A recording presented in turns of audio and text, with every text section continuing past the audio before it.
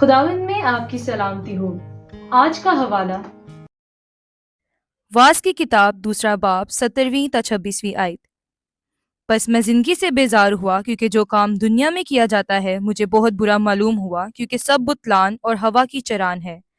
بلکہ میں اپنی ساری محنت سے جو دنیا میں کی تھی بیزار ہوا، کیونکہ ضرور ہے کہ میں اسے اس آدمی کے لیے جو میرے بعد آئے گا چھوڑ جاؤں، اور کون جانتا ہے کہ وہ دانشور ہوگا یا احمق۔ بہرحال وہ میری ساری محنت کے کام پر جو میں نے کیا اور جس میں نے دنیا میں اپنی حکمت ظاہر کی ثابت ہوگا، یہ بھی بتلان ہے۔ تب میں پھرا کہ اپنے دل کو اس سارے کام سے جو میں نے دنیا میں کیا تھا نا امید کروں، کیونکہ ایسا شخص بھی ہے جس کے کام حکمت اور دانائی اور کامیابی کے ساتھ ہیں، لیکن وہ ان کو دوسرے آدمی کے لیے جس نے ان میں کچھ محنت نہیں کی، اس کی میراث کے لیے چھوڑ جائے گا۔ یہ بھی بتلان اور بلائے عظیم ہے، کیونکہ آدمی کو اس کی ساری مشقت اور جانفشانی سے جو اس نے دنیا میں کی کیا حاصل ہے، کیونکہ اس کے لیے عمر بھر غم ہے اور اس کی محنت ماتم ہے، بلکہ اس کا دل رات کو بھی آرام نہیں پاتا۔ یہ بھی بتلان ہے۔ بس انسان کے لیے اس سے بہتر کچھ نہیں کہ وہ کھائے اور پیے اور اپنی ساری محنت کے درمیان خوش ہو کر اپنا جی بہلائے۔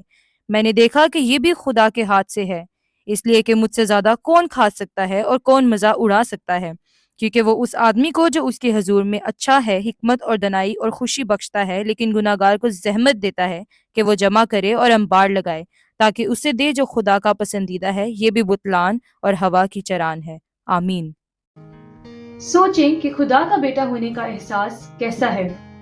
خدا کا شکر کریں کہ آپ کی یہ شناخت ہے، اور اسی شناخت کے ساتھ ساری دنیا میں اپنی گواہی دیں۔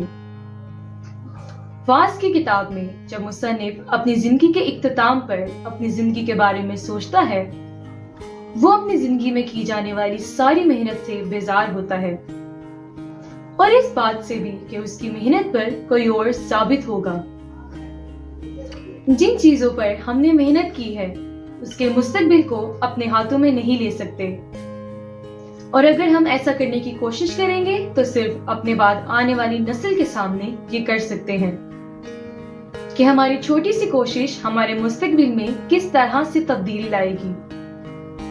اور یہ ہماری ذمہ داری بھی نہیں ہے، صرف خدا ہی ہے جو ہر نسل کے ساتھ موجود رہے گا۔ مصنف کہتا ہے کہ جب اس نے بیرون ملک اپنی خدمتی سرگرمیوں کو چھوڑا تو اس وقت اسے صرف اور صرف اس بات پر بھروسہ تھا کہ خدا اپنی خدمتی سرگرمیوں کو خود ہی سنبھال لے گا۔ اس دنیا سے نہیں بلکہ خدا سے تعریف حاصل کرنے کی کوشش کریں۔ آمین۔ آج آپ کس طرح کے حالات سے گزر رہے ہیں؟ اپنے خدشات اور فیصلہ جات کو خدا کے سامنے رکھیں اور اس سے مدد و رہنمائی کے طلبگار ہوں۔ خدا سے دعا کرنے والے ہوں کہ آپ صرف اور صرف خدا سے ہی تعریف کے متلاشی ہوں۔ کچھ دیر شکر گزار دل کے ساتھ اپنے آپ کو اس کے حضور جھکائیں۔